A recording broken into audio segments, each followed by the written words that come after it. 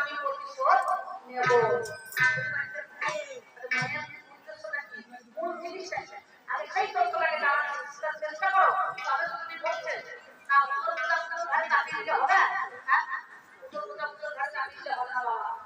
না বলি এখন আমি তোমাকে জিজ্ঞাসা করি নাই তোমাকে এতক্ষণ ধরে বলতে হবে কুরুক্ষেত্রের মাঝে 10টা ঘাট।